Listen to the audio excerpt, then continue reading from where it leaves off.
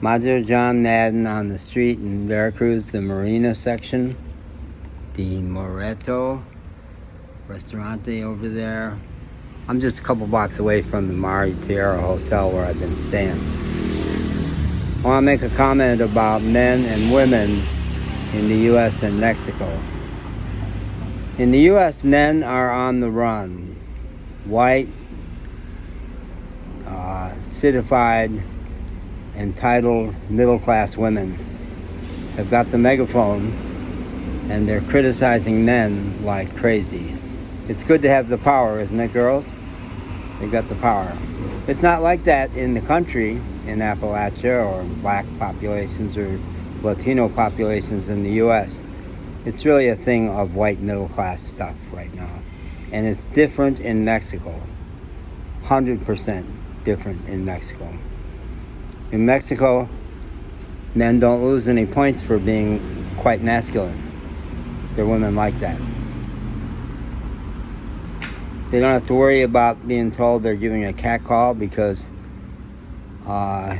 it's fine. It's fine to tell a woman she looks good. They like that. And because men in Mexico are not violent, as many men in the U.S. are,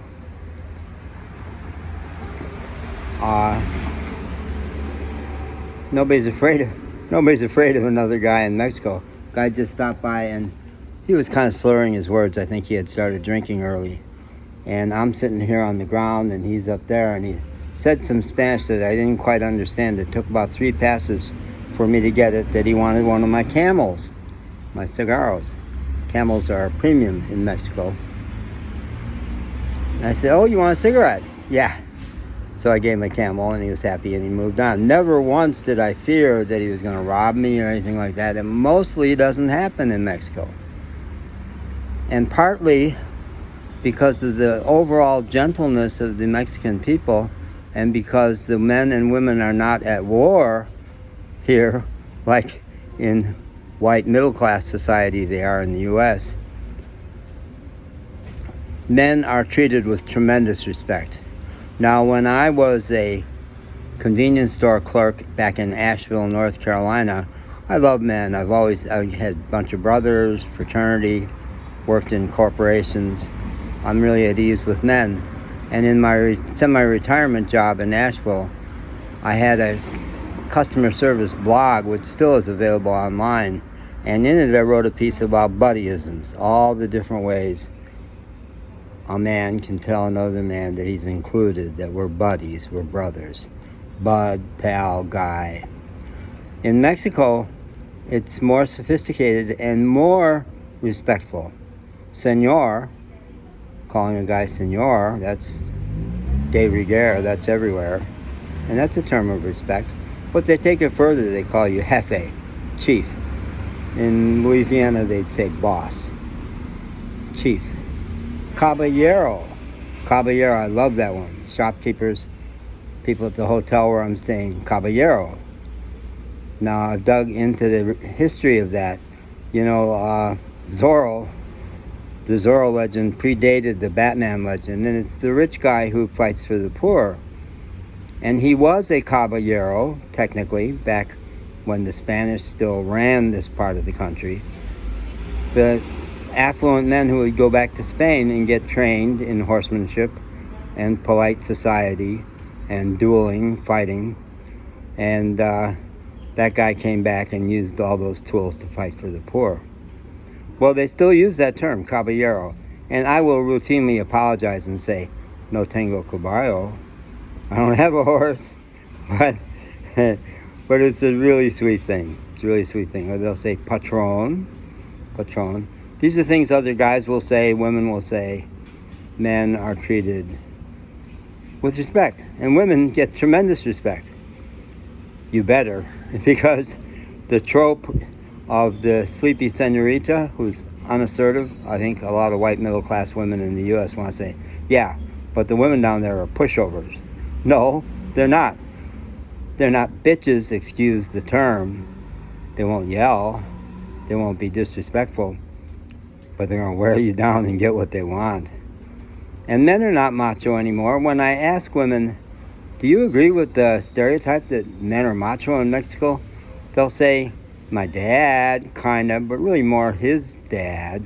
They were kind of that way. But our men are wonderful. They're so sweet to us, respectful, treat the children so fabulous. And as a result, I see many more what I would call truly happy monogamous relationships in Mexico because they're comfortable with each other. And I'm comfortable here. I'm so comfortable here. If you're in a cartel state, it's awful. But that's a minority of Mexico. That's not the bulk of Mexico. If you avoid the cartel states, which I have easily in my year in the eastern part of Mexico, it's way safer than the U.S. You know that the package on a guy's hip is his phone and not a gun. Guns are not outlawed, but they're wildly controlled, very rigorously controlled. You're allowed to own a gun and keep it in your home for self-defense, and most people don't bother. If they're not in a cartel area, they don't need a gun. No. And they wouldn't use it because they're sweet and gentle. They wouldn't hurt a fly. In El Diamante, there was a genuinely dangerous dog that was attacking our dogs. I say ours, they were street dogs that had a place to sleep, but they attached themselves to me because I petted them, which no one in that town would do. But there was a genuinely dangerous dog that gouged one dog's eye out in a fight, gave the other dog a long-time scar on his nose. And I said, I was getting ready to leave that little pueblo of 400 people, and I said, that if I leave, because I was the one who kept breaking up the fights by going right in the middle of it, kicking the dog in the face, screaming at him. I know you're not supposed to do that, but sometimes it's the thing to do.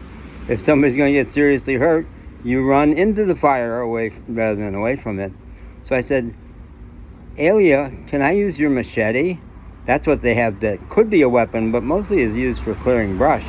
And most families will have a good machete, which are pretty sharp, kept sharp. People go around and bring a thing to sharpen them. Elia was horrified. She was scared of that dog, and she knew it was dangerous. But the notion of actually killing that dog was horrifying to everybody, and nobody had a gun. I did kill him before I left with a little fish filleting knife that I had left over from South Padre Island, $7. And it's the bravest thing I've ever done, and probably one of the best things I've ever done, because I knew that if I was gone, those dogs, once that dog started to fight, he would not quit until the opponent was dead, and he wasn't afraid to attack a human. I tell the story elsewhere, but I killed that sucker and gained everybody's respect. They weren't going to do it themselves, but they were really glad I did, and I was glad. And I love all dogs, except that one. So the fact that I killed the dog almost with my bare hands shocked me, and the takeaway was, Madden, you will do anything that God tells you to do, won't you?